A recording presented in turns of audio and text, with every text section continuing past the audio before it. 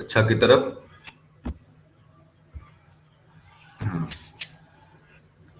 क्या आप लोगों को स्क्रीन पे दिखाई पड़ रहा है कुछ, जो कुछ भी दिख रहा है?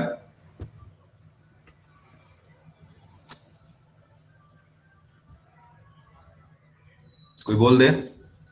क्या आप लोगों को यस सर, स्क्रीन पे दिख दिखाई रहा पड़ है। रहा है?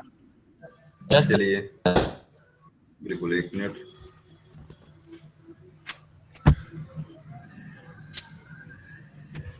चलिए, कुछ स्लाइड बनाए हैं। असल आजकल हमारा समय कुछ सीखने में लग रहा है, समय कम दे पा रहे हैं आप लोगों को, लेकिन चलिए ठीक है, धीरे धीरे प्रयास किया जा रहा है।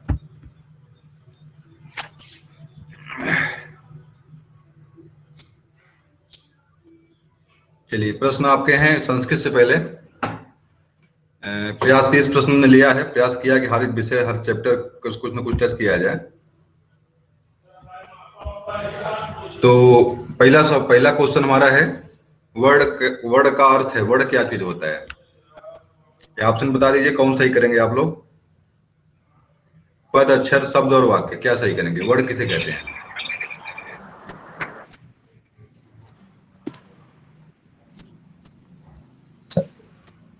दिख रहा आप लोगों को अक्षर ना? को ऐसा कहने नहीं का। है। चलिए, अक्षर अक्षर इसमें है। है, अक्षर ही सही है। तो वर्ड और अक्षर, सबसे छोटी इकाई वर्णमाला की आपकी ध्वनि होती है। सबसे छोटी इकाई वर्णमाला की ध्वनि है। और प्रतीक जो है आपके वर्डों के जो प्रतीक चिन्ह, उसको लिपि कहते हैं। बताइए, संस्कृत की लिपि कौन सी है? बता दीजिए, संस्कृत की लिपि कौन सी है? संस्कृत की लिपि बताइए कौन सी है भाई, कोई बोल दे। संस्कृत की लिपि कौन सी है?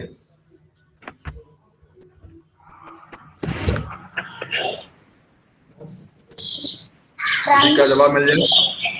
संस्कृत की लिपि क्या है? संस्कृत की लिपि क्या है? सर, ब्रह्म लिपि। चलिए, वैसे संस्कृत भी जो है कि देवभाषा या देवनागरी लिपि में लिखी जाती है, लेकिन वर्तमान वास्तव में संस्कृत की लिपि आपकी ब्राह्मी लिपि है।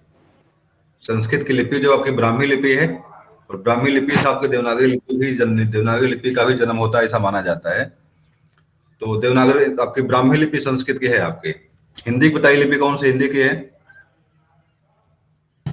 हिंदी की लिपि कौन देवनागरी। सी है? हिंदी की देवनागरी है। चलिए, स्वर के कितने भेद होते हैं? अगला प्रश्न आपका, स्वर के कितने भेद होते हैं? 1, 2, 4, 3 और 5, क्या सही करेंगे?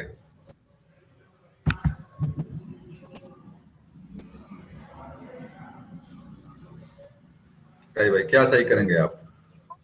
2, 4, 3, 5 में से क्या सही करेंगे? 3। 3 सही करेंगे। 3 है, बताओ। कोई और बोल दे भाई, कोई और बोल दे। 3 सही है कि 4 सही है? स्वर के देखिए, इसमें 3 ही सही है, हर्ष, दीर्घ और प्लुत। 3 भागों में बांटा गया स्वरों को। तो हर्ष, दीर्घ और प्लुत 3 भागों में बांटा गया, 3 ही सही इसका है। व्यंजन का दूसरा नाम क्या? व्यंजन को अन्य अन्य नामों से हम क्या जानते हैं? तो व्यंजन का और क्या नाम है? हल। व्यंजन को, हाँ बिल्कुल, हल में आपके हाइब्रिड से लेकर के आपके सस्सर हल तक जो है पहुंचता है। तो हाइब्रिड से लेकर के, हा से लेकर के ला तक के वर्ड जो आपके आते हैं, इसमें सारे के सारे व्यंजन होते हैं। अच वाले में देखिए, यहीं पर अच प्रत्याहार भी, अच भी लिखा है यहीं पे है। अच में आपके सर। आयुर से लेकर के अयोर, आयुर से लेकर के आयुर तक के वर्ड आपके अच में आते हैं। और आपके हल में हाइब्रिड से लेकर के हल,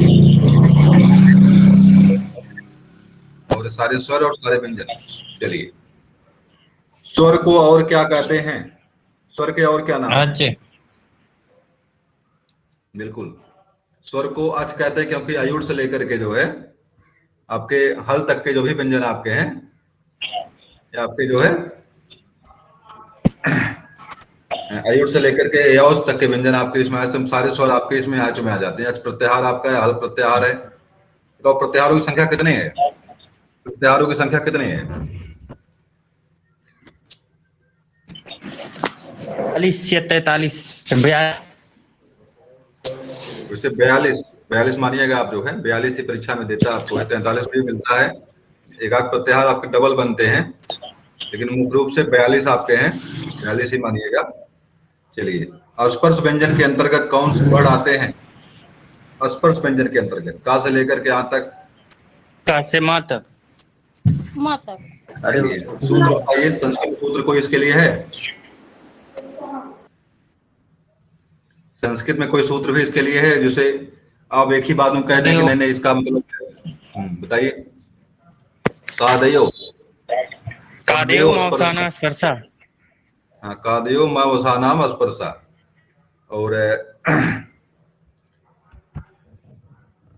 इसी को, चलिए तो ये आपका हो गया स्वर, हो गया आपका ये मैंने व्यंजन हो गया। आपकी संख्या कितनी है? स्पर्श की संख्या कितनी है? कोई बोल दे, स्पर्श की संख्या कितनी है? स्पर्श व्यंजनों की संख्या कितनी है? नहीं पता है? तो वर्ग कितने इसके, स्पर्श व्यंजनों के वर्ग कितने हैं? वर्ग 25। संख्या 25 है। 5 वर्ग। संख्या 5 वर्ग इसके हैं, संख्या इसकी 25 है, वर्गों की संख्या है। वर्ग संख्या 25 है सर। व्यंजनों में कुल कितने भेद हैं? तो व्यंजन कितने भेद होते हैं?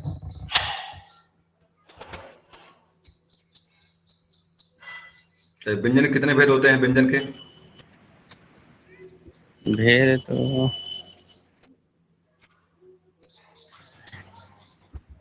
अरे भाई, आपका पहला वर्गीकरण आपका स्पर्श व्यंजनों का है, अंतस्थ है, उसके बाद आपका उस व्यंजन है, उसके बाद आपका मिश्र व्यंजन है। 4 प्रकार के व्यंजन होते हैं आपके हैं। सबसे पहला प्रकार का से लेकर के आपका जो म तक जो बनता है स्पर्श व्यंजनों का है ये।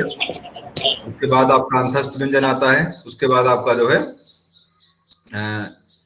संघर्षी व्यंजन आता है, उसके बाद आपका संयुक्त व्यंजन आता है। आपके 4 प्रकार के व्यंजनों की संख्या कितनी होती है? आपकी है 4 प्रकार की होती है व्यंजन। मैस्टर सूत्रों की गणना किसने की? पाणिनि, महर्षि पाणिनि। यहाँ देखिए लिखा हुआ है गणना होती है, 12, 13, 16, 15 लिखा, संख्या कितने इनकी? संख्या पूछ रहा है, संख्या बता दीजिए। सूत्रों की संख्या कितनी है? इसी को प्रत्याहार सूत्र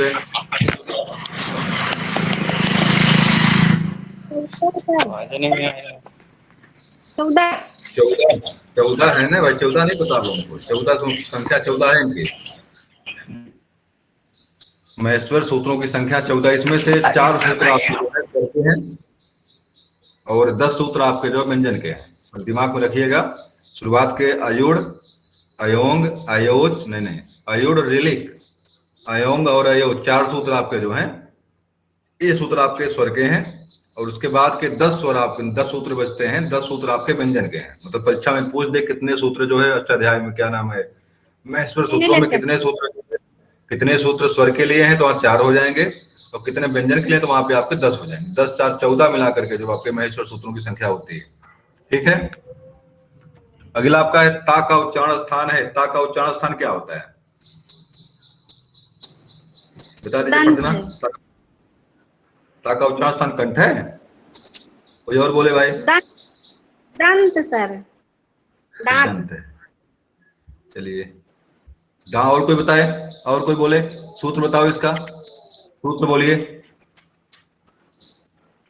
इचु यसानाम तालु, इचु यसानाम तालु, ई और ई और चवर्ग, नहीं तालु तो सही, नहीं गलत हो गया, हम भी गलत हो रहे हैं, तालु कम बता रहे हैं। आपका ता था दाधा ना, लतु लसानाम दंता है, लतु लसानाम दंता आपका है। तो लवर्ग और ली और आपका तवर्ग पूरा दंत होता है, तो दंत इसका होता है। बिल्कुल सही आपका है जवाब, दंत इसका होता है। चलिए, अगला आपका है अंतस्थ। अंतस्थ वर्ग, अंतस्थ के अंतर्गत कितने वर्ड आते हैं? कितने वर्ड आते हैं? दिख नहीं रहा होगा,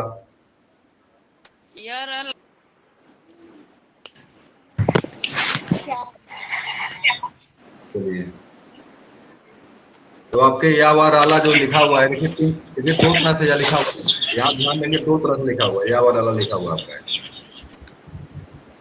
बताइए क्या सही करेंगे इसको? दो तरह से लिखा हुआ आपका या वा राला है। एक तो मात्र या वा राला लिखा हुआ है, एक आपका या पे हलंत है, वा पे हलंत है, रा पे हलंत, ला पे हलंत। ये हलंत वाला है सर, हलंत वाला। सारे जो है अष्टाध्यायी में जो सूत्र लिखे गए हैं, सारे व्यंजनों के नीचे हलंत लगा हुआ है। जो महेश्वर सूत्र हैं, सारे व्यंजनों के नीचे हलंत लगा हुआ, क्योंकि व्यंजन आप वास्तव में पंग होते हैं, परतंत्र होते हैं और स्वर पर निर्भर होते हैं। व्यंजनों के उच्चारण के लिए उनको स्वरों पर आश्रित रहना होता है, इसलिए व्यंजनों को अपंग या परतंत्र भी कहा जाता है। इसीलिए अष्टाध्यायी के सारे जितने व्यंजन आपके का से लेकर के आपको ज्ञान तक मिलेंगे, सबके नीचे हलंत लगा होता है। तो ये विशेष रूप से गौर करिएगा, परीक्षा में कभी दे दे यार अलावा, मतलब हिंदी में दिया तो हिंदी में तो सही मान लीजिए, हिंदी में दिया है, अगर ऑप्शन ना होता तो हम इसको सही मानते या वाला को, लेकिन ऑप्शन दोनों है तो जिसमें हलंत लगा उसी को हम सही मानेंगे। इसमें देखिए छत प्राज्ञा है, अभा है, ये किस में आते हैं आपके हैं? इसमें तो वो तीन वर्ड आपके जो हैं तीन वर्ड आपके संघर्षी वर्डों में आपके आते हैं, और हा आपका जो है, चलिए हाँ नहीं भाई, छत्राज्ञा संयुक्त वर्डों में आपके हैं। अच्छा बताइए छत्री वाला छा कैसे बनता है? हाँ संयुक्त छत्री वाला छा कैसे बनता है? का और सा से। का और का पूरा होता है कि आधा होता है? सर दोनों पूरा आधा होते हैं, दोनों आधे वर्ड होते हैं। नहीं, इसमें एक पूरा एक आधा, बताइए पुनः एक बार, कौन सही है, कौन पूरा है कौन आधा? जो पहले होता है वो पूरा होता है, बाद वाला वर्ड उसका आधा होता है। इसमें का पूरा होता है, खट्टी सा जो होता है आधा होता है। का पूरा खट्टी सी, इसको डिजाइन बताया था मैंने आपको, जो पढ़ाया था वर्णमाला के बारे में, मैंने बताया था कि छत्री वाला छा में उसकी डिजाइन कैसे कैसे बनती है। का लगा, इसमें का भी दिख रहा है आपको, उसी में का में सा लगा हुआ, आधा सा लगा हुआ है। रा में ता पूरा होता है, रा आधा होता है, और ज्ञा वाला जो आपका है जा इसमें, और इया ज्ञा में जा और आप जा पूरा होता है, इया आधा होता है, दोनों मिलाकर आपका जो है छत्री वाला छा, त्रा और ज्ञा। विशेष रूप से आपको श्रवण वाले सा में, जो श्रवण वाला सा होता है उसमें आपका जो होता है एक बड़ा सा होता है, और उसमें एक लगा होता है, बड़ा सा में रा लगा होता है, बड़ा सा पूरा होता है और रा जो आपका आधा होता है। रा में ताओ, हाँ बताइए एक बार पुनः बोलिए, क्या कहा आपने?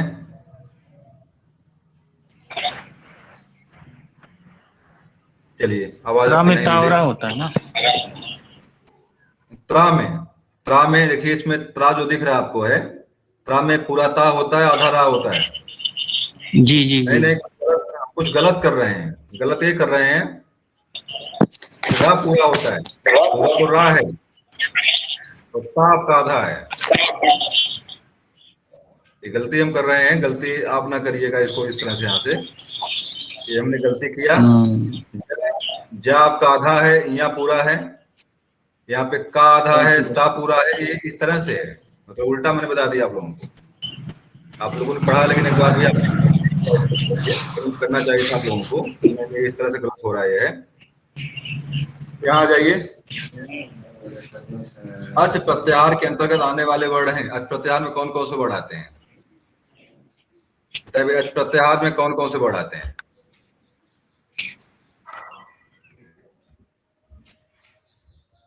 कोई बता दे? बिल्कुल सही है, इसे यहाँ पे लिखा हुआ है, कौन सही करेंगे? सड्डी ऑफ संडी। आई ऊ री ली ए और आए, इसमें आपका डी ऑप्शन सही यहाँ पे आपका है, डी वाला सही है। थोड़ा सा हम कलम यहाँ नहीं पा रहे हैं, इसमें प्रयास किया हमने, कलम नहीं मिल रही हमको, ये बताते हैं कलम थोड़ा सा मिल नहीं रही यहाँ पे। चलिए फिलहाल दीर्घ संधि जो आपका है, दीर्घ संधि, तो दीर्घ संधि कौन सी इसमें, दीर्घ संधि का उदाहरण कौन सा है? रमेश, सदैव, श्री और श्रीसा होगा सर, सी वाला, सी वाला। श्री बड़ी की मात्रा लगी हुई है। देखिए पहली बात तो आप बड़ी की मात्रा देखकर ही आवाज कर सकते हैं, बड़ी की मात्रा कहाँ पे लगी हुई है, श्रीधन इस है, श्रीधन इस बनता है। सदैव में अ की मात्रा लगी हुई है, वृद्ध संधि यहाँ पे दूसरा पावक पोधनक अयाद संधि यहाँ पे है, अयाद संधि आपके यहाँ पे है, दीर्घ संधि आपके यहाँ पे है, गुण संधि आपके यहाँ पे है। कलम नहीं मिल रही, कुछ इसमें कुछ कर सकूं, यहाँ पे कलम का अभाव वही लग रहा है इसमें।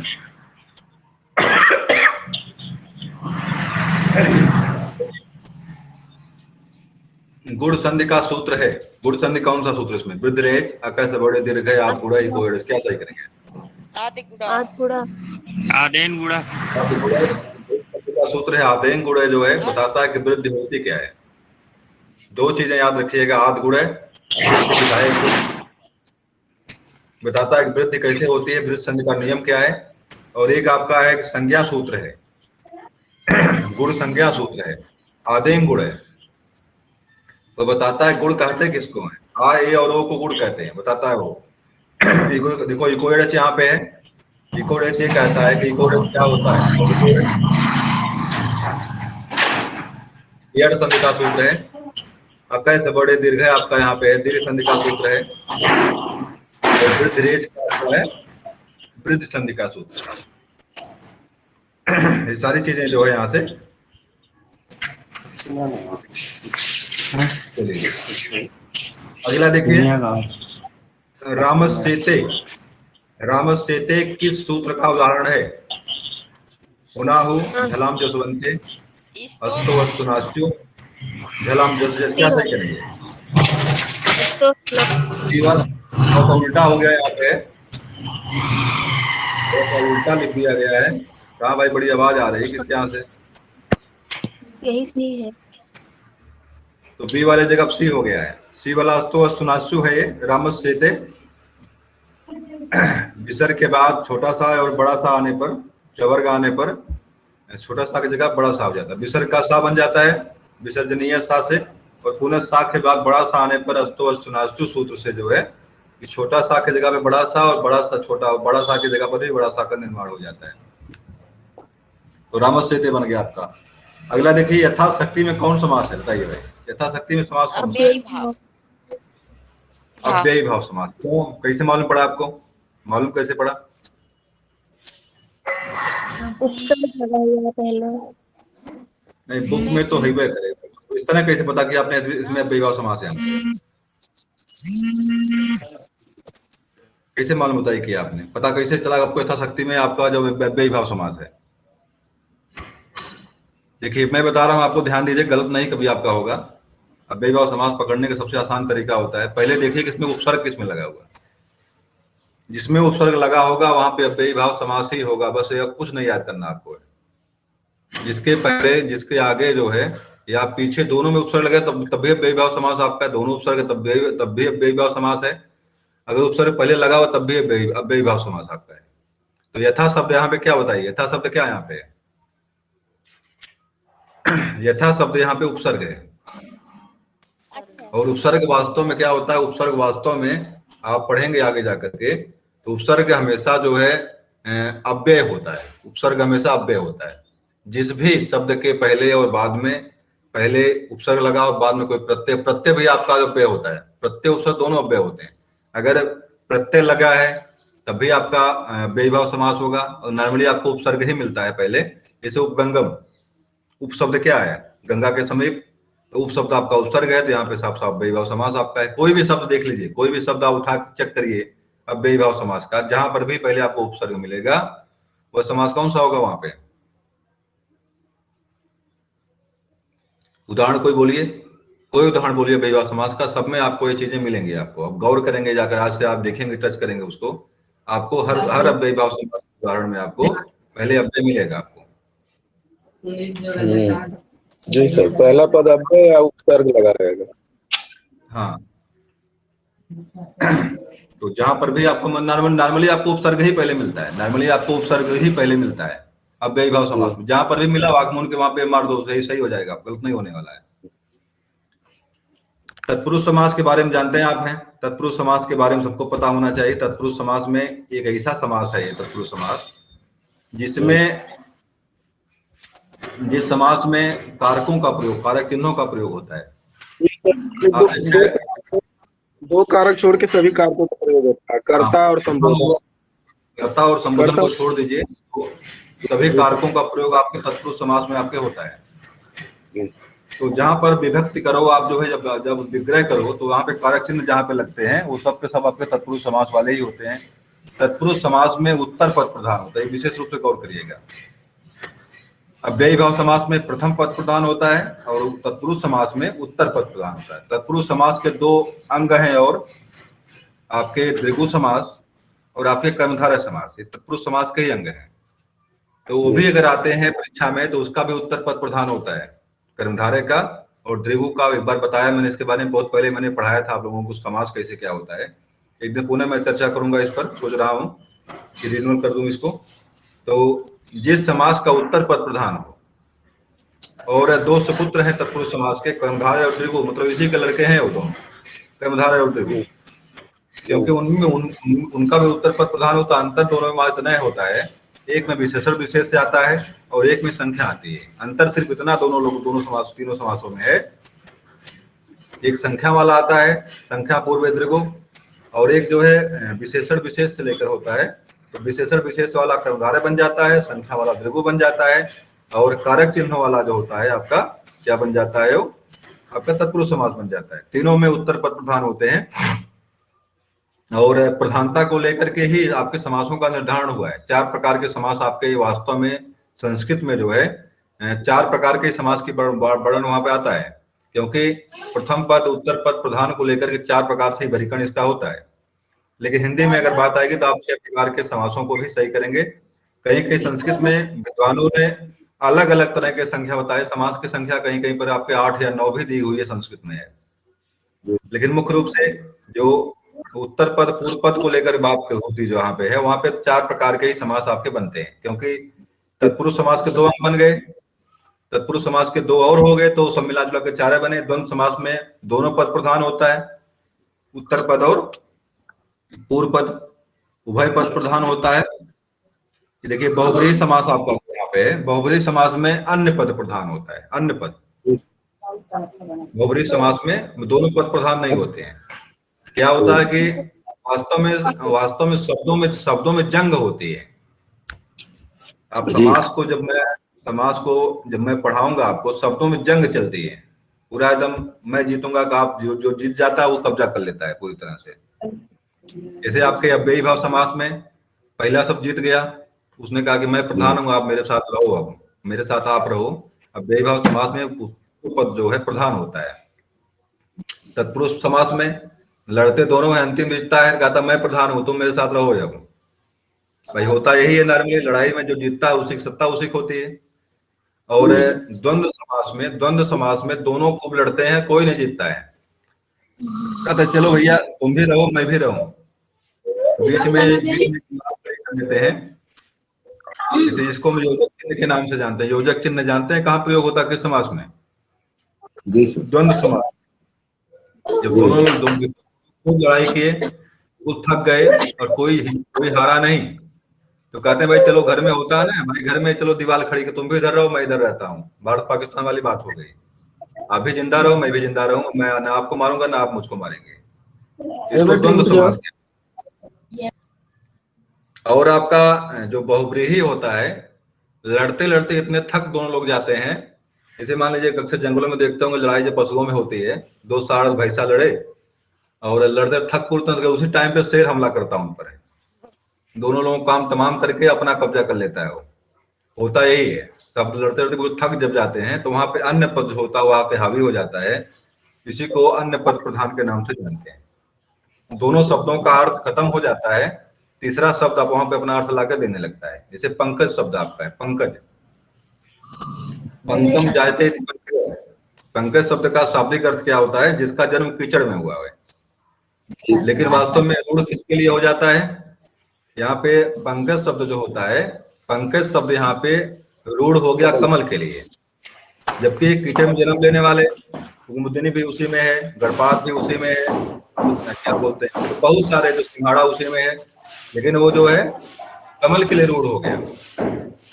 लंबोदर, लंबोदर तो बहुत सारे दुनिया में है, बहुत लोगों के निकले हुए हैं, क्या सभी लोग लंबोदर हो जाएंगे?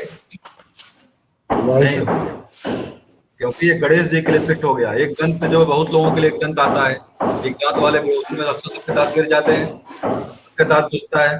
तो एक दंत शब्द जो होता है गणेश जी के लिए आता है। किसी के यहाँ कुटाई वाला काम चल रहा, अपना ऑडियो बंद कर ले, मसाला वसाला कूटो तो अपना ऑडियो बंद रखो ताकि आवाज डिस्टर्ब ना करे लोगों को। चलिए, तो इस तरह से आपका देखिए समास हो गए आपके। समास पर चर्चा कभी हम पुनः करेंगे एक दिन। आगे देखिए पितरों में समास है। पितरों में जैसे मातरों, पितरों, बहुत सारे शब्द मिलेंगे आपको संस्कृत में। पितरों का बता विग्रह करिए, पितरों का विग्रह करिए, क्या बनेगा? पिता, पिता और माता। माता च पिता च, पितरों का विग्रह होता है माता च पिता च। और इसी तरह से मातरों भी बनता है, पितरों की जगह पे मातरों भी बनता है, तो मातरों का भी माता च पिता च बनता है। बिल्कुल सब दोनों देता है परीक्षा में। अगर पितरों दे दिया तो पिता च माता च होगा, और मातरों दे दिया तो माता च पिता च, दोनों शब्द बनते हैं आपके। और जब विग्रह करेंगे इसका अलग अलग करेंगे इसको आप, जो तो वहां पे जो बीच में चा लगता है आपके संस्कृत में विग्रह करने पर, हिंदी में और लगता है, संस्कृत में उसकी जगह चा का प्रयोग होता है, माता च पिता च, तो चा का प्रयोग होता है। तो पितरों शब्द में आपका यहाँ पे दोनों पद प्रधान होते हैं। माता भी पूरा अपना अस्तित्व रखती है, पिता भी पूरा अपना अस्तित्व रखता है, दोनों मिलाकर शब्द बनते कौन आपके हैं? पितरों समास, पितरों बनता है। चलिए, तो पितरों में आपका समास कौन सा है? द्वंद्व समास आपका है। द्वंद्व समास आपका जो यहाँ पे है, द्वंद्व समास पितरों में बनेगा आपका। कारण क्या है? क्योंकि द्वंद्व का मतलब होता है संघर्ष, दोनों सब दोनों बराबर हैं, कोई किसी पर हावी नहीं है। चलिए, कर्मधारय में कौन सी विभक्ति होती है?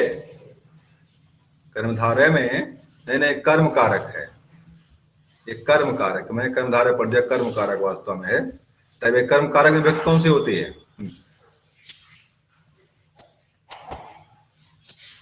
चला गया, पूरी तरह से गायब हो गया। अच्छा भाई, चलिए बताइए कर्म कारक विभक्ति कौन सी होती है? कर्म कारक में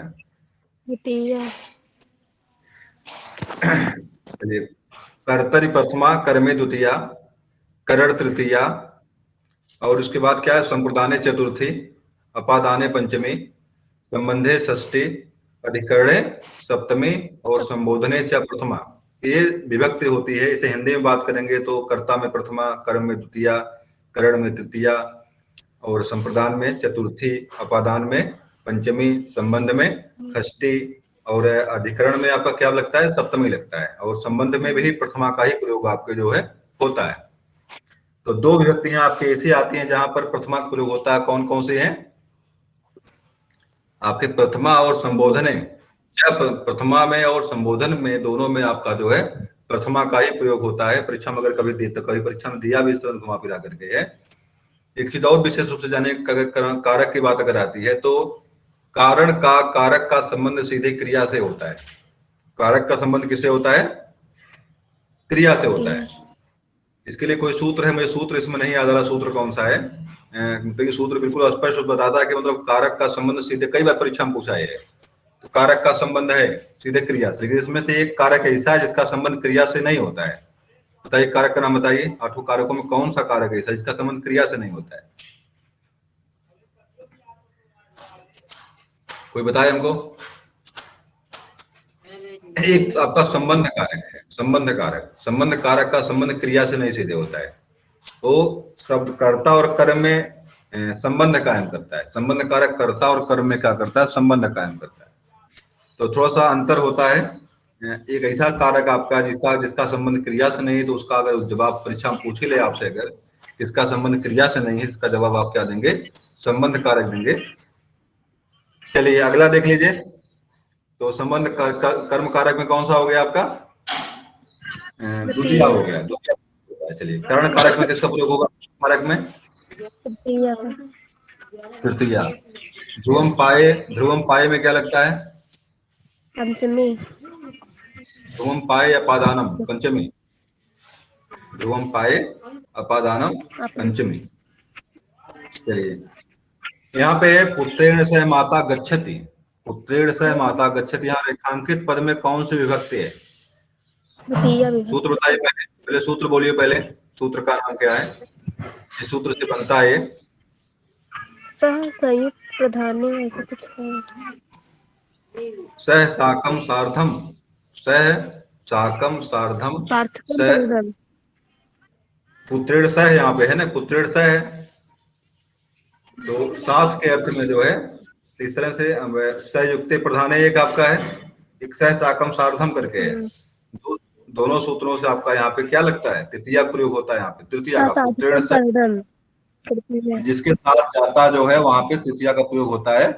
तो पुत्रेण सह माता गच्छत, किसी के साथ माता जा रही है ना यहाँ पे, तो क्या हो जाएगा? तृतीया का प्रयोग यहाँ पे हो जाएगा आपका। पुत्रेण सह माता गच्छत मतलब हो गया पुत्र के साथ माता जाती है, यहाँ पे तृतीया का प्रयोग इसमें आप करेंगे। सूत्र आपका यही है। चलिए अगला देख लीजिए आप।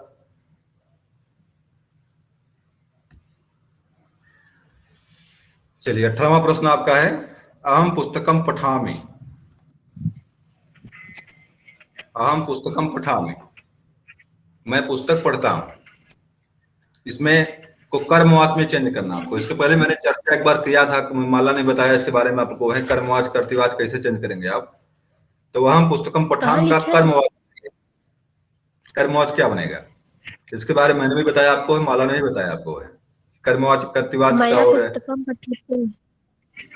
चलिए पहला सही करें, दूसरा सही। देखिए दो में आपका मया लिखा, मया पुस्तकम, पुस्तक लिखा है यहाँ पे, यहाँ पे पुस्तकम लिखा, किसको सही करेंगे चारों ऑप्शन में से? ए बी सी डी, क्या दिख ही नहीं रहा है? सबको नहीं दिख रहा है क्या भाई?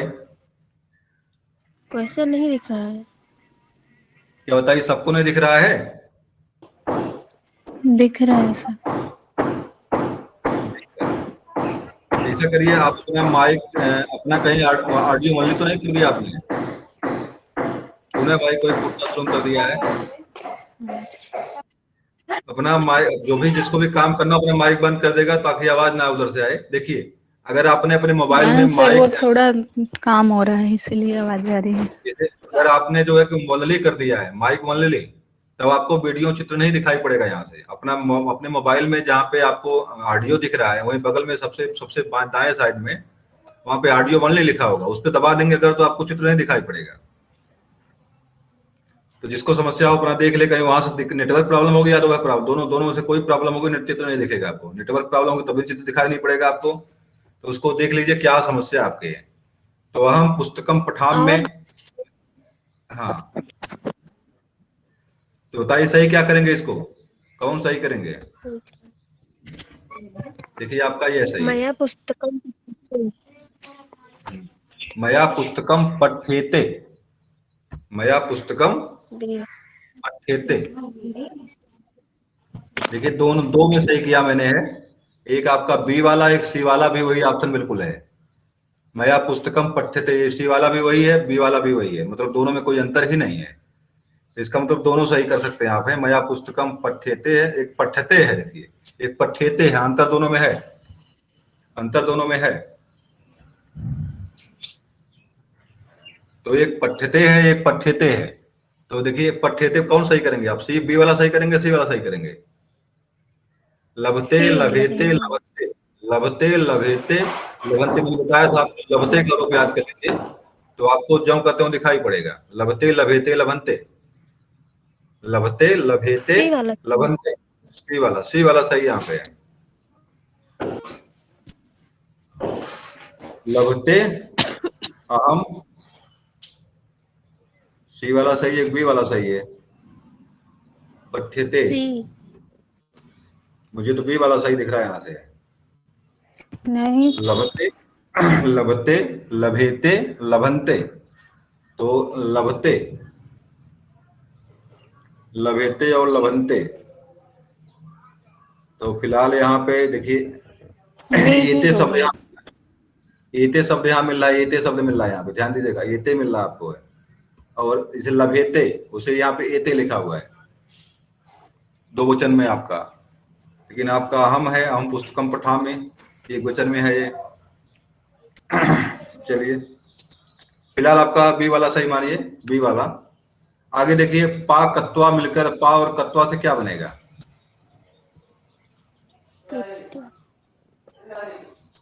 पा कत्वा से क्या बनेगा?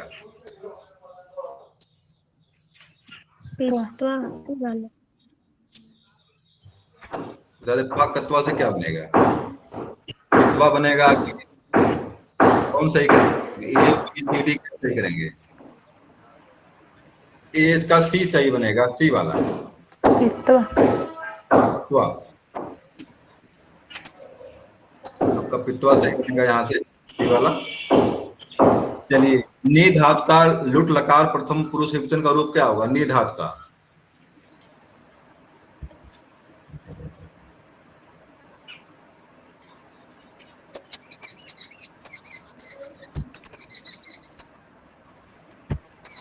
बता दीजिए भाई। ये तो किताब मेरे पास नहीं है, मुझे भी समझ नहीं आ रहा इसका क्या सही करूं मैं। निश्चते, निश्चयंती, निश्चयंती, निश्चयति। चलिए इसको देखना पड़ेगा फिलहाल। हमें लग रहा है डी वाला सही होना चाहिए, इसका डी वाला। डी सही कौन किया है, थोड़ा दुविधा में आ रही बात है। निश्चित, चलिए इसका डी वाला सही करिएगा आप, जो है डी वाला निश्चित आपके। चलिए अगला देखिए, पितृ शब्द का द्वितीय बहुवचन में क्या रूप बनेगा? पितृ शब्द का, ये बहुत परीक्षा पूछता, बता दीजिए इसका, परीक्षा में बहुत पूछता है इसको। पितृन, पितृन, पितृन और पितान क्या सही करेंगे? ABCD में से क्या सही करेंगे? बी वाला पितृन। चलिए आपका सही है जवाब, जवाब सही आपका है, बी वाला जवाब सही आपका है। इसको कभी पकड़ लेता है, कभी छोड़ देता है, अस्थायी नहीं हो पा रहा है। चलिए आप ये 26 को संस्कृत में क्या बोलेंगे? 26 को संस्कृत में क्या कहेंगे?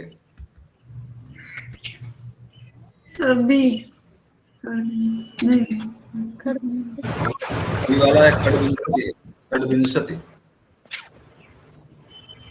यहाँ देखिए बीच में हलन, नीचे हलंत नहीं, हलंत नहीं लगा, देखिए दोनों पे हलंत लगा हुआ, इस पे तो अंतर दोनों में है, हलंत युक्त नहीं है, हलंत युक्त है ये। तो सही देखिए आपका डी वाला सही, यहाँ डी वाला है, डी सही आपका डी वाला यहाँ पे है, तो डी वाला ही सही करिएगा। हाँ बताइए, हाँ बोलिए।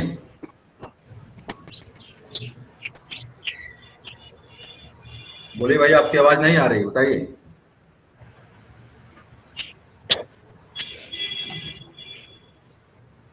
बोलिए।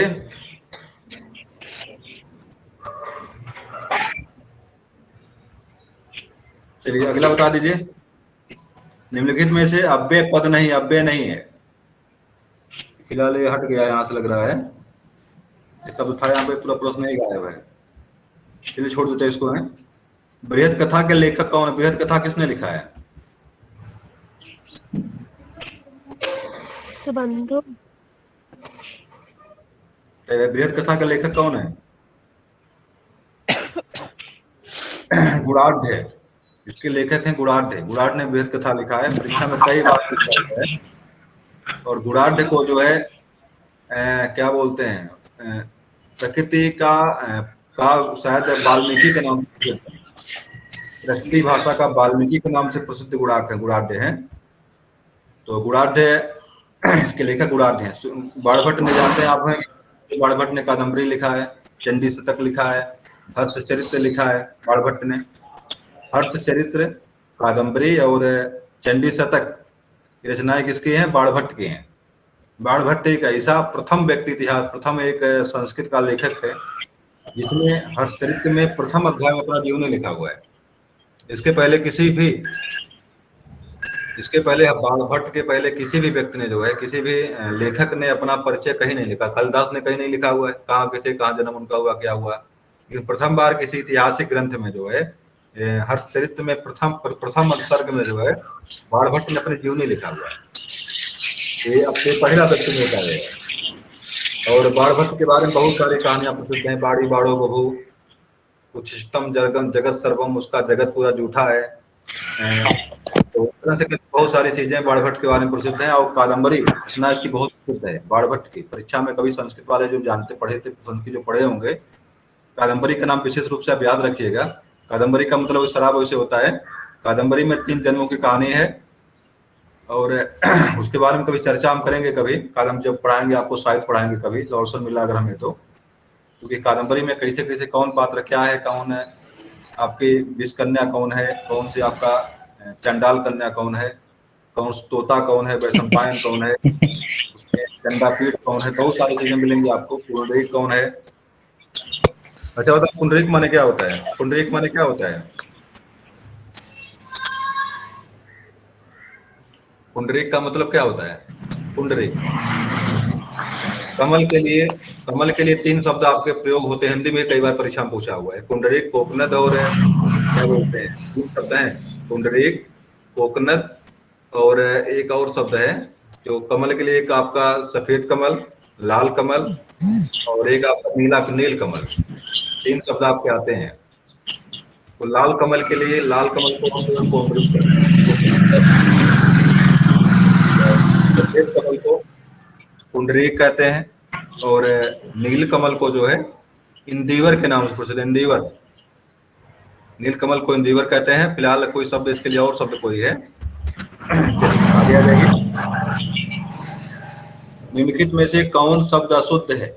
इसमें से जो लिखा हुआ है, इसमें से एक कोई अशुद्ध है। शुद्ध नहीं लिखा हुआ है, बता दीजिए कौन सही, किसको सही करेंगे आप? अशुद्ध कौन इसमें है? नीचे लिखा हुआ राम है, हरिश्चंद्र गच्छत त्यत्र कदा आगच्छन्ति किम अहम पठानि अयम एका बालिका आगच्छति।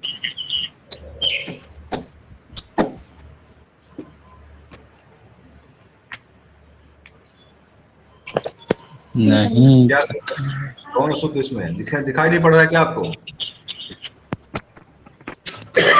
सर दिख रहा है मगर पता नहीं है। ये हम पठान, ती वाला।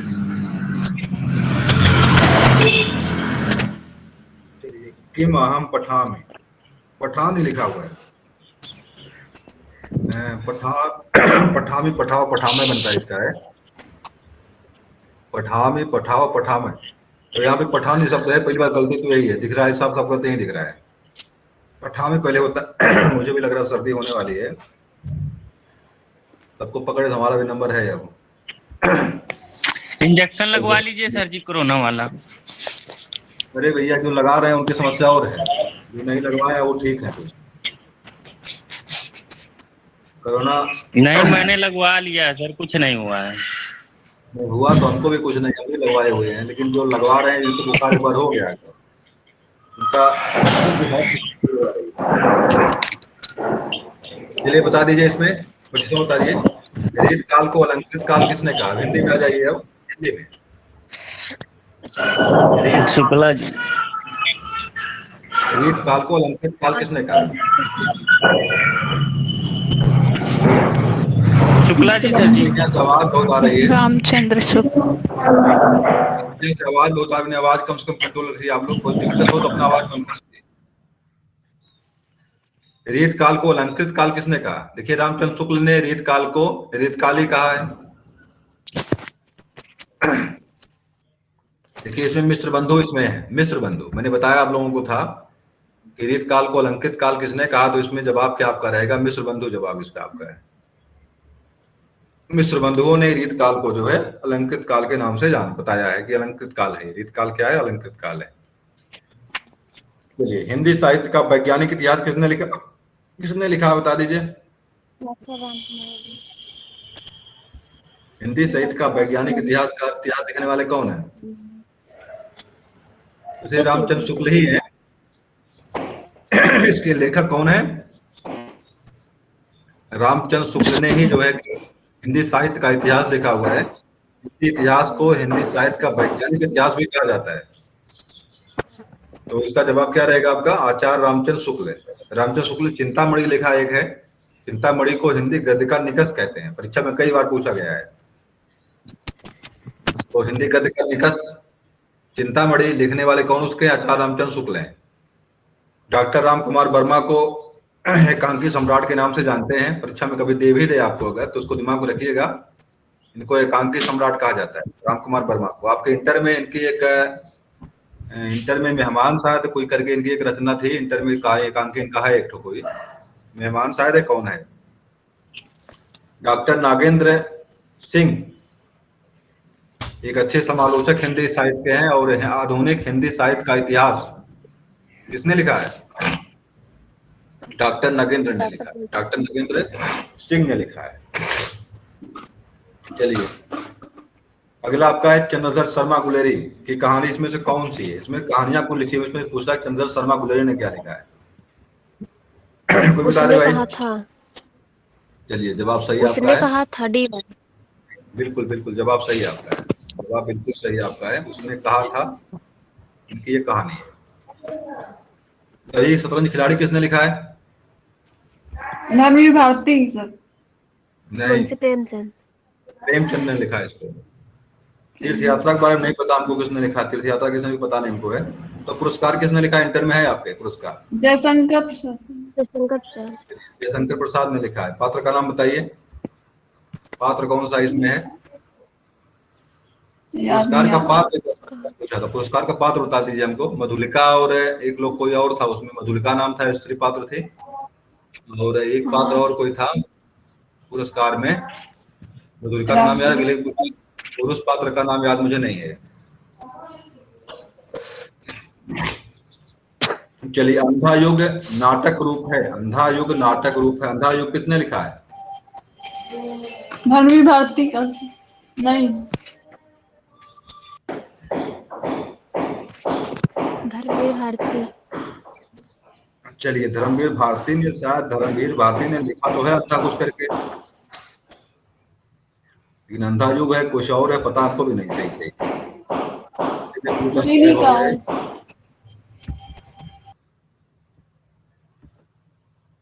चलिए चलिए, उन्हें कहा भाई क्या चीज है ये? ऐतिहासिक है कि प्रतीकात्मक नाटक है? ऐतिहासिक नाटक है, तीर्थ यात्रा है, एकांकी है, क्या चीज है ये? अंधा युग।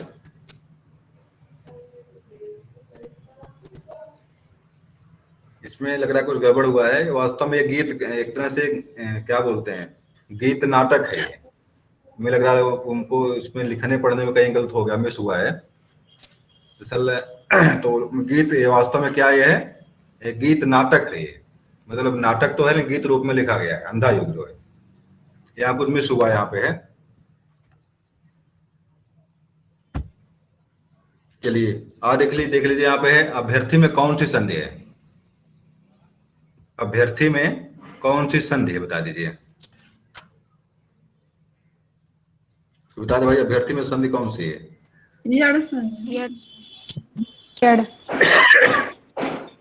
सबसे आसान फैसला इसका यह है कि जिस संधि में पहले वाला आधा मिल रहा है, आधा जहां मिल जाए, तो आप मान लीजिए कि आपकी यड़ संधि ही होगी। ज्यादा उम्मीद करते हैं आप यड़ संधि पर। उसके पहले स्वागतम जैसे आपका हुआ, आपका प्रत्येक हुआ, तो या और वा के पहले वाला वर्ड अगर आधा मिलना आपको, अगर तो नॉर्मली वो वहां पे कौन संधि होगी? आपकी यड़ संधि होगी। चलिए, आ जाइए, चंद्रमौली में समास बताइए। चंद्रमौली में समास कौन सा है?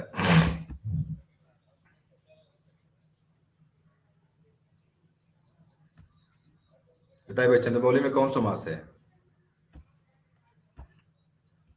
चंद्रमौली में कौन समास है? बताइए किसके लिए कहा गया कि चंद्रमौली शब्द किसके लिए है? तो बता दे, चंद्रमौली शब्द है किसके लिए? के समान मुख वाला। सर कब नहारा रहेगा? एक विशेष रूप से याद रखिएगा, अगर जिस समास का अर्थ, जिस पद का अर्थ कोई देवी देवता अगर है तो वहां पर बहुब्रीहि समास ही होगा। चंद्रमौली का मतलब होता है शंकर भगवान। बहुब्रीहि। चंद्रमौली का मतलब होता है शंकर। भाई चंद्रमा उन्हीं के जो चंद्रमा है ना, चंद्रशेखर चंद्रमौली शब्द लगभग एक ही है। तो चंद्रमौली शब्द आपके शंकर के लिए है, तो साफ साफ समास कौन सा होगा? समास यहाँ पे बहुब्रीहि समास होगा। अगर कोई देवी देवता, किसी समाज का अर्थ कोई देवी देवता अगर है तो वहां आंख मूंद करके आप जो है उसका मतलब बहुब्रीहि समास मारिए और गलती नहीं होगी यहां से। दूसरी चीज है कि अगर कोई शब्द ऐसा मिल गया आपको जो कि योग रूढ़ हो, तब भी वो बहुब्रीहि समास होगा।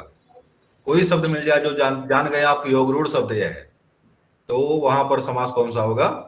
तो वहां पर समास आपका बहुब्रीहि समास। दो चीजें विशेष रूप से यहाँ पे याद रखिए। कोई देवी देवता कोई आ जाए, अगर कोई शब्द आपको लगेगा कि ये जो योग रूढ़ शब्द है, चर्चा इसके पहले मैंने रूढ़ को लेकर किया आप लोगों से।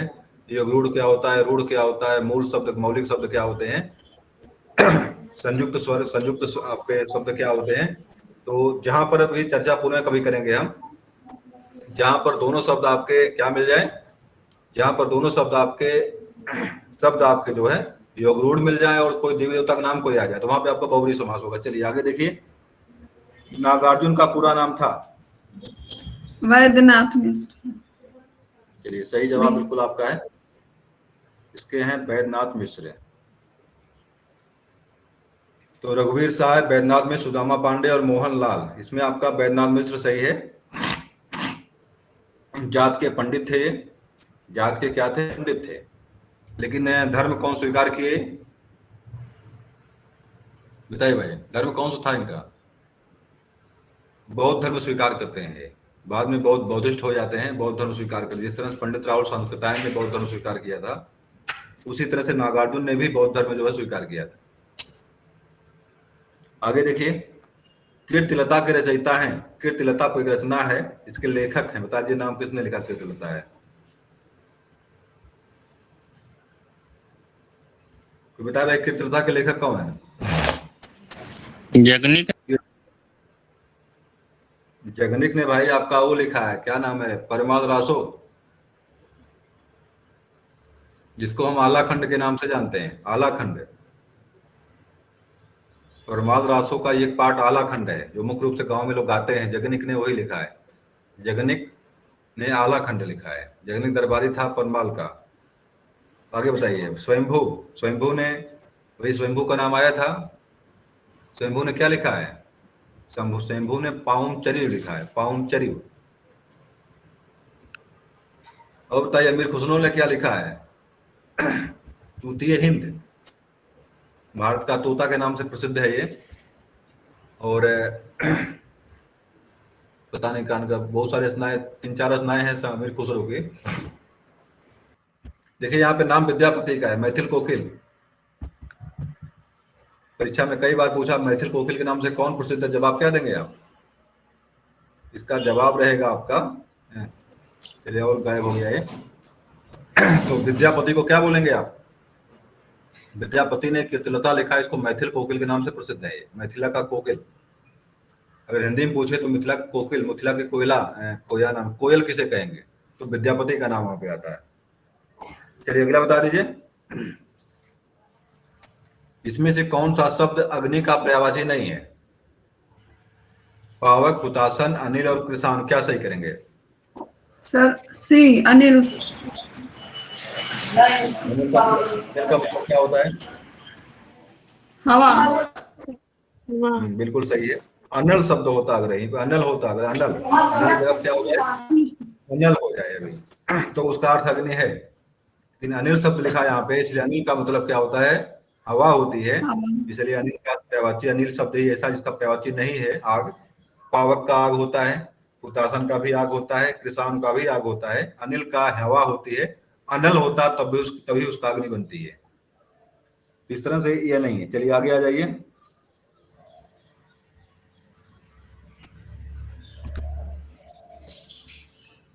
इसमें से स्वर्ण का प्रवाची छाटिए। स्वर्ण का प्रवाची छाटना आपको यहाँ पे शब्द है, इसमें स्वर्ण का प्रवाची ढूंढना है आपको। बताइए भाई, स्वर्ण का प्रवाची क्या होगा? रजत।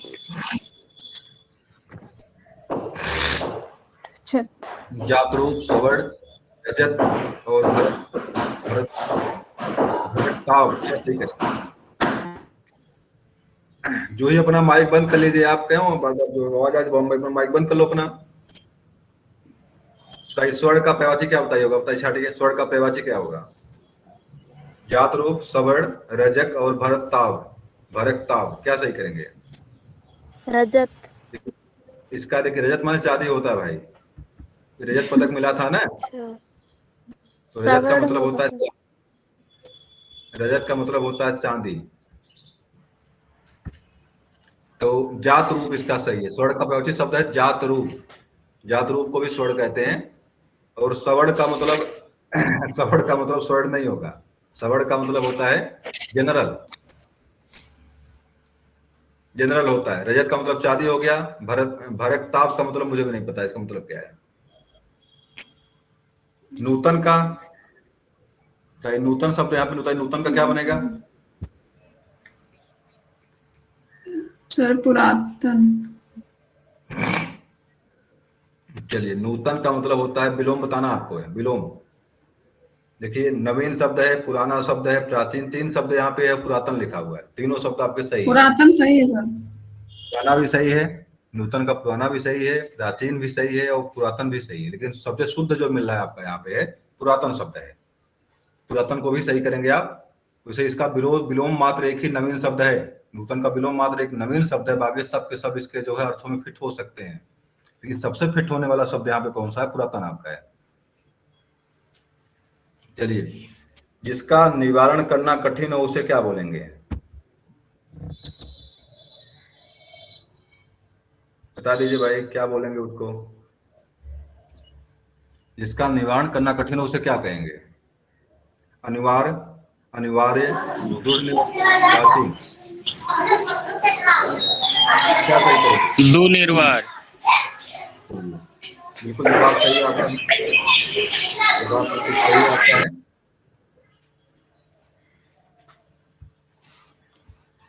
दुर्निवार। जिस व्यक्ति का पति परदेश चला गया उसे क्या बोलेंगे? बता दीजिए तुरंत इसे। जिस नायिका का पति परदेश चला गया हो। आगत पति का, नहीं ये नहीं होगा सर। जिसका पति परदेश से आया उसे आगत पति का कहते हैं। जिसका पति परदेश से आया हो उसे आगत पति का कहते हैं। प्रेषित पति का, नहीं, प्रेषित पति का। जिसका पति परदेश चला गया, परदेश भेज दिया गया हो, उसको प्रेषित पति का कहते हैं। ये पुरुषों के लिए कोई शब्द इस तरह नहीं बनाया है किसी ने कि जिसकी पत्नी मायके चली गई उसको क्या बोलेंगे इसके लिए कोई शब्द नहीं है। लेकिन औरतों के लिए तरह तरह के शब्द लोग जो गढ़े हैं, ताकि जो है कि, और इसके पीछे कारण ये भी हो सकता है कि क्योंकि महिला लेखिका और बाकी इस तरह की नहीं कोई बनी है, तो महिलाएं बहुत कम, महिलाओं के बारे में कुछ अभी आधुनिक काल में ही कुछ महिलाएं सामने आई हैं जो लिखने पढ़ने वाला काम किए हैं। इसके पहले जो पहला नाम आपको मिलता है मीराबाई का मिलता है। मीराबाई से पहले बहुत ही कम इसका आपके लेखिका या बाकी लोग मिले हैं जिसने कोई रचना या कोई कृति कोई लिखी है। तो पुरुष को लेकर के बहुत कम लोगों ने, मतलब महिलाओं ने लगभग लिखा ही नहीं है, तो पुरुषों ने ही लिखा है, इसलिए ज्यादा नाम जो मतलब स्त्रियों के लिए तरह तरह की उपमाएं या बाकी चीजें मिलती हैं। चलिए, अब जरा मनोविज्ञान में आ जाइए। किशोरावस्था में शिक्षा का स्वरूप होना चाहिए, क्या सही करेंगे? खेल पर आधारित शिक्षा, भाषा और गणित की रक्षा, जानवरों और पंछियों की कहानी के माध्यम शिक्षा, और जीविकोपार्जन के उद्देश्य को लेकर शिक्षा। जीविकोपार्जन के उद्देश्य की पूर्ति के लिए शिक्षा दी। ये किशोरावस्था की शिक्षा का मुख्य स्रोत जो है आपकी शिक्षा क्या व्यवसाय परक जीविकोपार्जन से लगी हुई हो, तो इसका डी वाला सही है। जीविकोपार्जन के उद्देश्य की पूर्ति के लिए शिक्षा दी जाए। बिल्कुल आपका डी वाला सही इसका है। चलिए इसका बता दीजिए।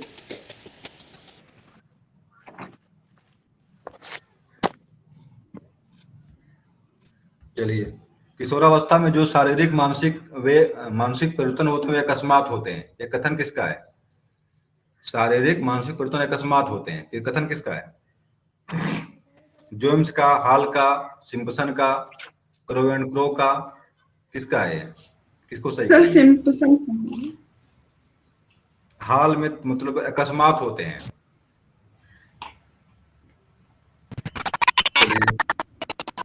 ये आपका क्वेश्चन है, तो भाई हम भी तो उठा आ गए इसमें। मैं देख लेता एक बार, शायद इसका जवाब आपका है सिम्पसन। सही है क्या?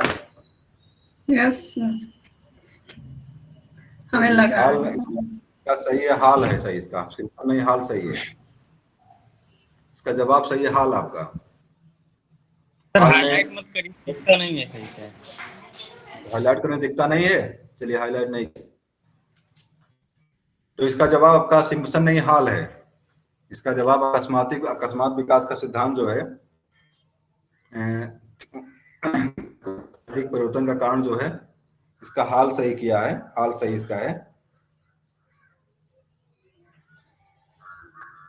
चलिए दूसरा देखिए, बिल्कुल प्रश्न लगभग सेम लगभग है। किशोरावस्था के संबंध में आकस्मिक विकास का सिद्धांत किसने दिया? देखिए बात बिल्कुल दोनों एक है।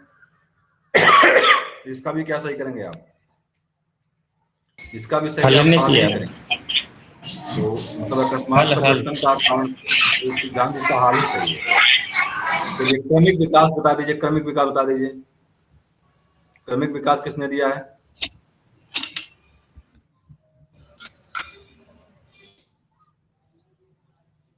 क्रमिक विकास बताइए, क्रमिक विकास वाले कौन है?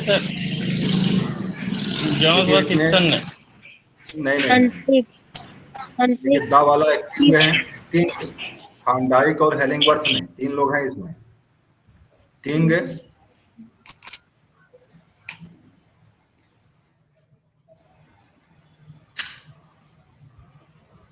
देखिए यहाँ पे सही इसका जवाब है किंग, थांडाइक व हालिंगवर्थ, 3 लोग हैं इसमें जो क्रमिक विकास कहते हैं। कि ये किस तरह से एक ऋतु जो है, इसे आपका बसंत आना है, बसंत से पहले भी कुछ उसके लक्षण दिखाई देने लगते हैं अगले ऋतु में, हेमंत में। उसी तरह से किशोरावस्था से के कुछ लक्षण आपके बाल्यावस्था में दिखाई पड़ते हैं, या बाल्यावस्था कुछ लक्षण आपके शैशवावस्था में दिखाई पड़ेंगे। युगावस्था कुछ लक्षण आपके जो है प्रौढ़ावस्था में दिखाई पड़ेंगे। उसने मतलब तीनों लोगों ने कहा कि ऐसा नहीं बिल्कुल कोई चीज एकाएक पैदा हो जाए, नहीं, कुछ लक्षण आपको उसके दूसरे वाले ऋतु में, जिस तरह से एक ऋतु के बाद दूसरी ऋतु आती है तो उससे कुछ लक्षण दूसरे ऋतु में दिखाई पड़ते हैं। उसी तरह से अवस्था परिवर्तन भी मानव में जो होता है ऋतु की तरह ही होता है। ये लाइन किसकी है? किंग की है। तो किंग ये मानते हैं कि मतलब एकाएक कोई चेंजिंग नहीं होती, चेंजिंग में कुछ लक्षण दूसरे अवस्था में भी दिखाई पड़ते हैं, और ये मानने लायक है। लेकिन हाल ने कहा कि ऐसा कुछ नहीं है, आगे एक के बाद एक एकाएक प्रकट होता है। छठवां वर्ष जो ही आएगा बाल्यावस्था आ जाएगी, आपका 12 वर्ष जो ही पूरा होगा आपका जो है किशोरावस्था आ जाएगी, इसके पहले आगे कुछ नहीं। ये जो है लाइन किसकी है? आपके किंग और हालिंगवर्थ ने कहा था। चलिए, किशोरावस्था में शैशवावस्था की पुनरावृत्ति होती, लाइन किसकी है? किशोरावस्था में शैशवावस्था की पुनरावृत्ति होती है, बताइए भाई किसने कहा है?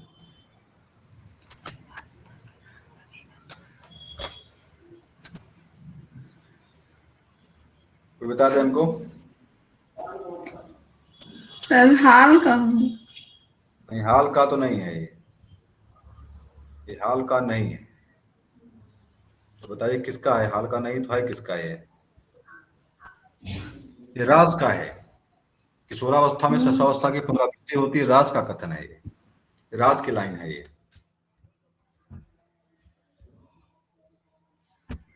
अगला देख लीजिए, किशोरावस्था का समय क्या है, किशोरावस्था कब से कब तक होती है?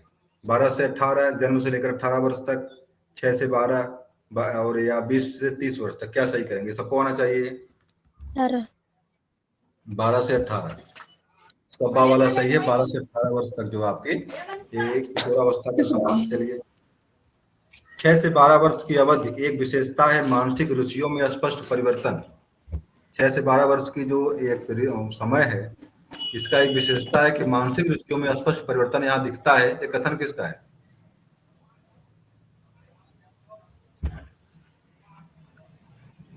कोई बता दे। इसका जवाब है कोल एवं ब्रुस। जवाब क्या आपका है? इसका जवाब है कोल एवं ब्रुस। जवाब इसका है। तो इसका जवाब आप कोल एवं ब्रुस, क्या नाम है, कहाँ चला गया भाई? या कोल एवं ब्रुस तो है, बंद करें।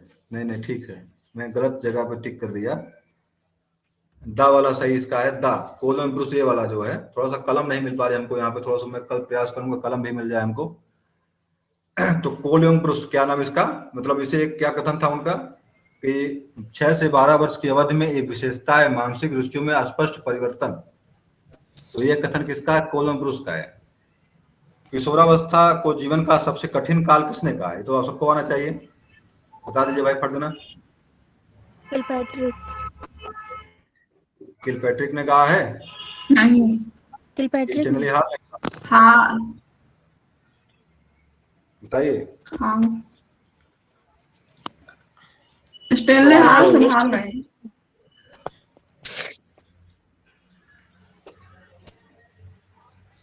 किलपैट्रिक ने ही कहा है।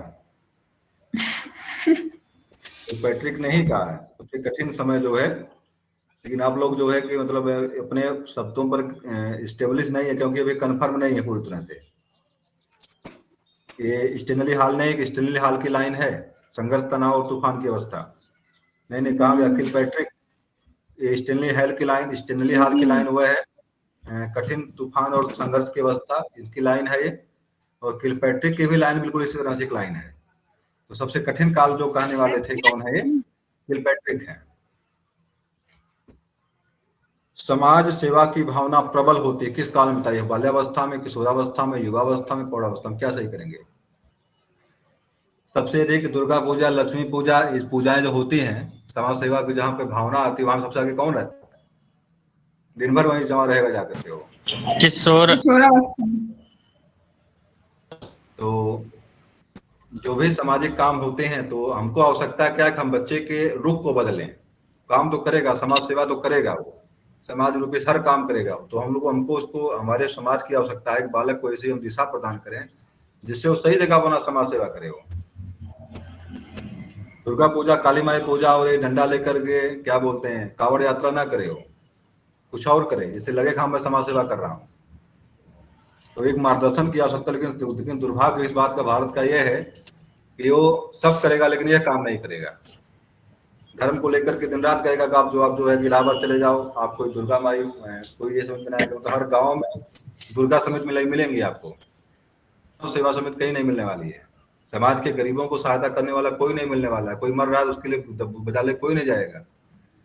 तो इस तरह की इस व्यवस्था नहीं गाँव मिलेगी आपको। लेकिन अब दुर्गा माई समेत, काली माई समेत या लक्ष्मी पूजा समेत दुनिया की समितियां मिलेंगी आपको गाँव में। चलिए आगे देख लीजिए। किशोर वर्तमान की शक्ति और भावी आशा को प्रस्तुत करता है कथन किसका है? Kilpatrick, hall, crow and crow, grey. किसको सही करेंगे आप?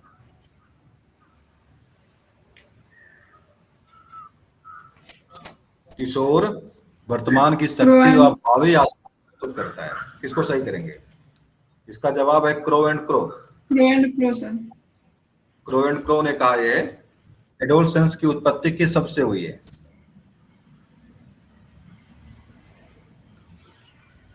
एडोल्सियर। कौन सही करेंगे? आबा सादा में से क्या सही करेंगे? बा। नहीं, एडोसियर नहीं है, एडोलेसियर है। सी वाला सही है ये आपका। ये सी वाला सही है, एडोलेसियर है ये। एडोसियर नहीं, एडोलोसियर है। चलिए अगला देख लीजिए, प्रश्न आपका है एडोलोसियर किस भाषा का शब्द है? ग्रीक का, लैटिन। लैटिन का, फ्रेंच का, अंग्रेजी का? जी लैटिन का, बिल्कुल सही जवाब आपका लैटिन का है, सही है।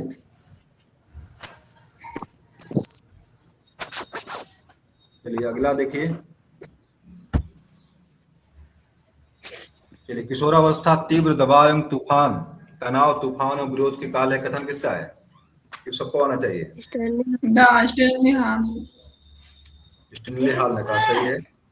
किशोरावस्था को जीवन का कठिन काल, अभी इसके पहले आया था ये, कहा जाता है क्योंकि, क्यों कहते हैं इसको? ये कहता हूँ, कहने वाले कौन थे अभी इसके पहले? तो किसने कहा इसको कठिन काल, किसने कहा है? किलपैट्रिक। बात सही है। क्या सही करेंगे आप? बालक की वीर पूजा करता है, बालक भाव प्रधान हो जाता है, बालक अपने पर नियंत्रण नहीं रख पाता, क्या सही करेंगे? बॉडी चेंज बालक अपने पर नियंत्रण नहीं रख पाता।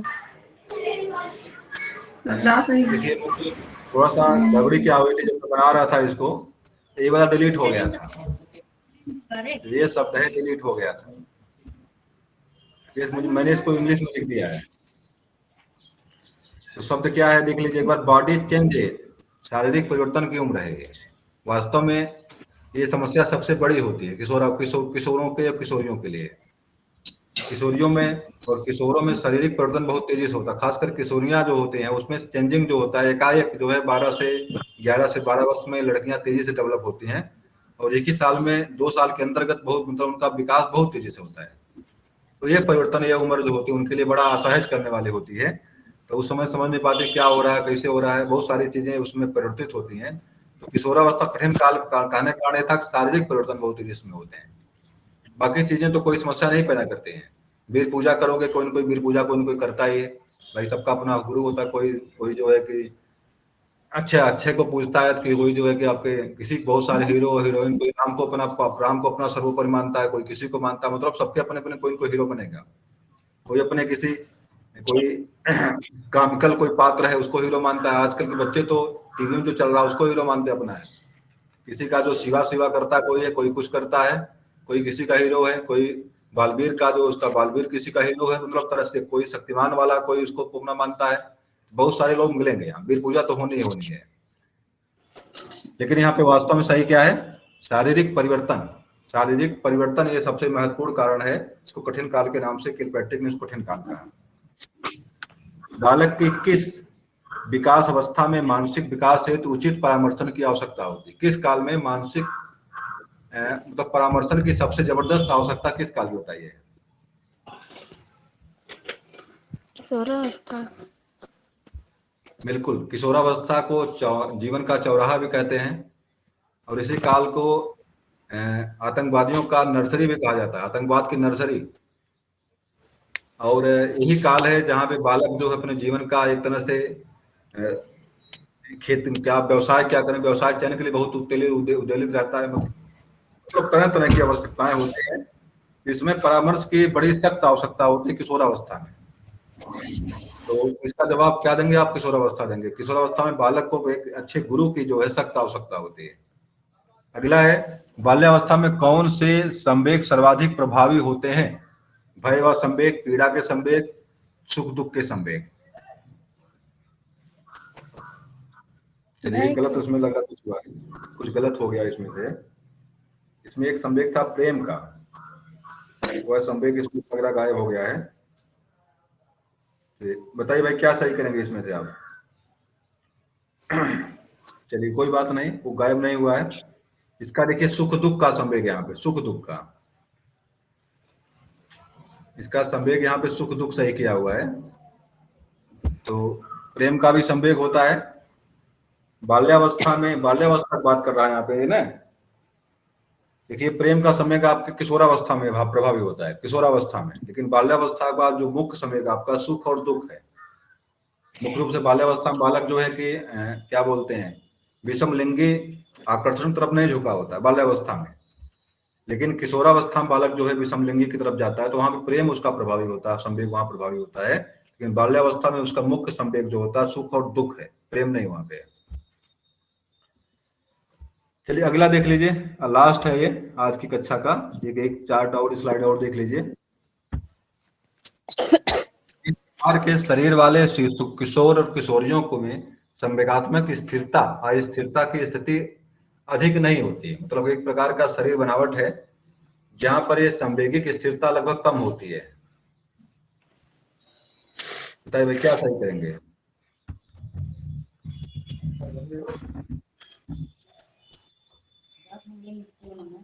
तो बताइए क्या सही करेंगे आप? किस प्रकार के शारीरिक वाले किशोर किशोरियों में संवेगिक स्थिरता कम होती है? अस्वस्थ शरीर वाले, स्वस्थ शरीर वाले, दुबले पतले शरीर वाले, मोटे मोटे शरीर वाले?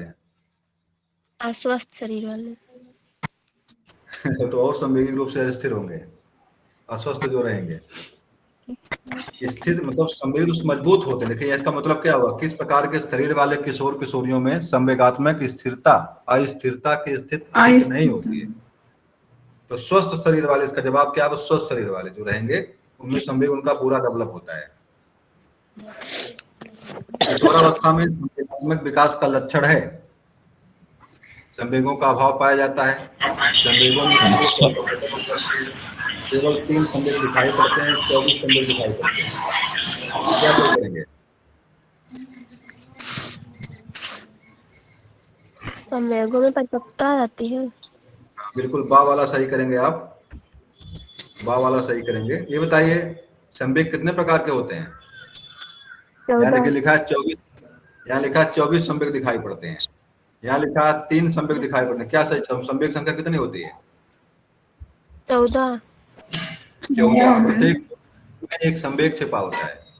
14 मूल प्रवृत्तियां आपकी और प्रत्येक मूल प्रवृत्ति एक संवेग के साथ आती है।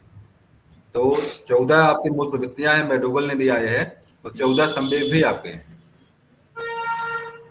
आगे देखिए अगला आपका है मनोविश्लेषणात्मक भावना ग्रंथियों को सुलझाने के लिए किस विधि का प्रयोग करते हैं?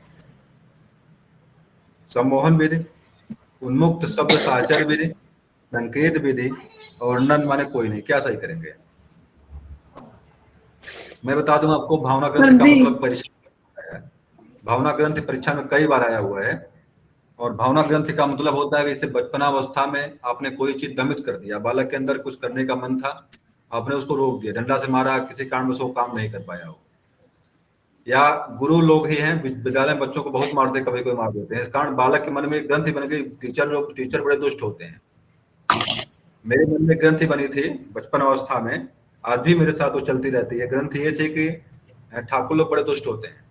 कारण क्या था, गांव में हम लोग क्रिकेट खेलते थे और वो लोग आकर के बराबर आकर के बॉल बना करते थे, बैट कभी छोड़ लिए, कभी गेना छोड़ लिए, मतलब बराबर झगड़ा हमारा उनसे होती रहती थी हमारी।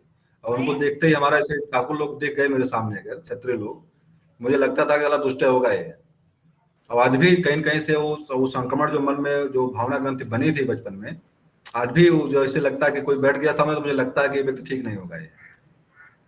तो इस तरह से एक भावना ग्रंथि, उसे कोई गुरु बहुत किसी को मारता कोई है, उसके मन में, बालक के मन में एक भय, मान लीजिए माता पिता है, पिताजी खूब मारते बच्चे को हैं, खूब बेवजह मारते रहते हैं, तो उसके मन में एक बैठेगा कि जो है कि पिता मतलब होता है कि जो ये है ये दुष्ट है या इस तरह के ठीक नहीं है। उनके मन में मतलब किसी प्रति कोई चीज किसी के मन में कोई फिट हो गई अगर, तो उसी को भावना ग्रंथि कहते हैं। और किसी के बालक के मन में क्या चीज है, मान लीजिए कोई पत्नी स्त्री कोई आई और उसका पति उसे बहुत मारता है, उसके मन में एक ग्रंथि बन जाती है कि नहीं जो है ये ठीक नहीं है, मतलब इस तरह की बात बन गई, हमेशा उसको लेकर जीवन भर सही, भले बाद में कोई शादी उसकी हो जाए और सही मिल जाए पति उसका, लेकिन बाद में उसके मन में हमेशा रहता है नहीं जो है कि हो सकता है इस तरह का मामला कोई हो।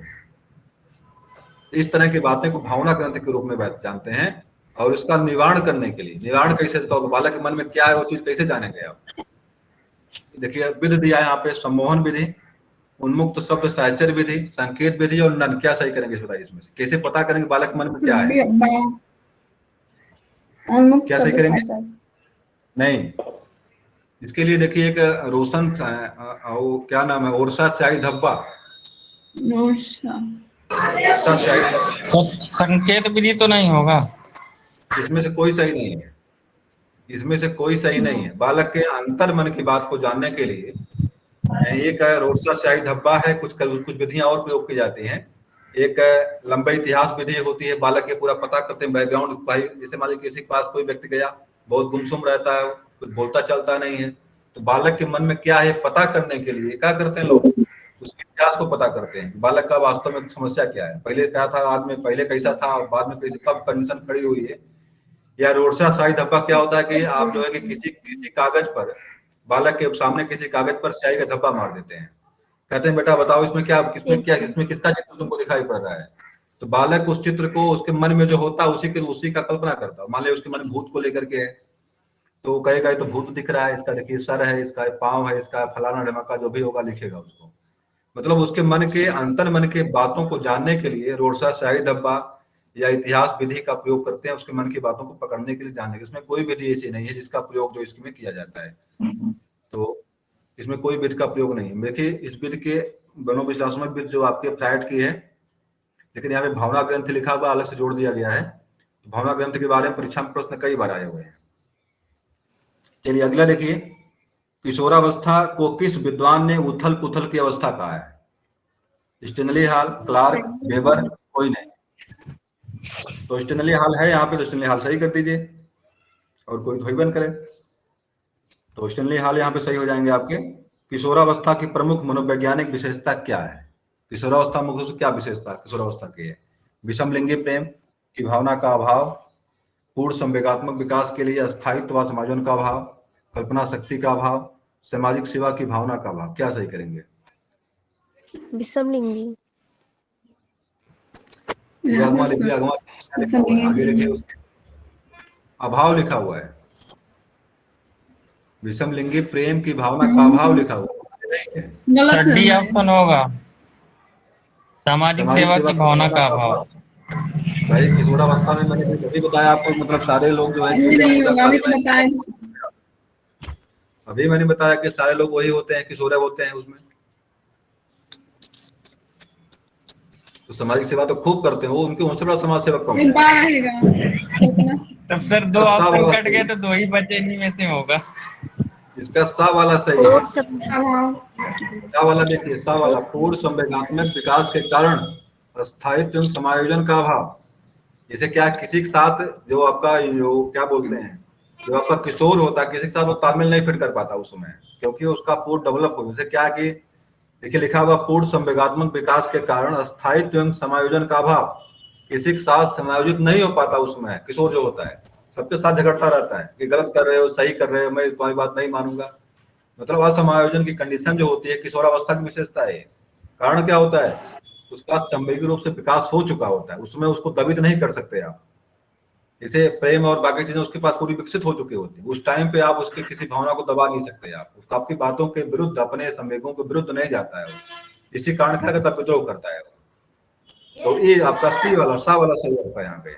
आ बा में सा सही आपका यहाँ पे। बाकी सारी चीजें जो अभाव नहीं है वास्तव में होता है। इसे विषम लिंगी प्रेम इस काल की विशेषता है।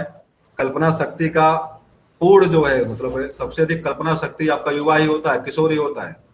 सामाजिक सेवा की भावना का अभाव लिखा है, जबकि पूरे तरह भाव होता है वहां पे।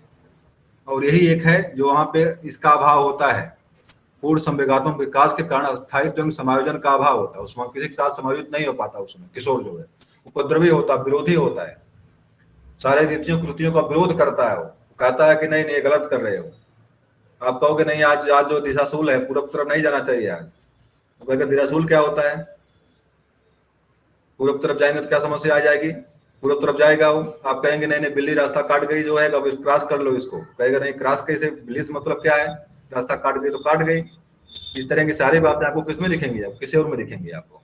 तो वर्तमान के प्रति विद्रोह करता है, जो चीजें गलत हैं, जो कुरीतियां हैं, वो सबका विरोधी मिलेगा आपको, किशोर मिलेगा। लेकिन किशोरावस्था के बाद उन्हें वो समाज के पाखंडों को, बाकी चीजों को स्वीकार करने लगता है। कारण क्या होता है कि वो जान जाता है कि मैं विरोध करूंगा तो समाज के साथ में चल नहीं पाऊंगा। अपने आप को मैनेज करता है, अपने आप को जो है अपने आप को परिस्थितियों के अनुकूल ढालता है वो। लेकिन किशोरावस्था में अपने आप को किसी विरुद्ध ढालता नहीं, विरोध करता है, कहता नहीं गलत है, ये चीज बिल्कुल मानने लायक नहीं है। तो चलिए ठीक है, आज की कक्षा यहीं समाप्त करते हैं। आप लोग जुड़े रहे इतना देर तक।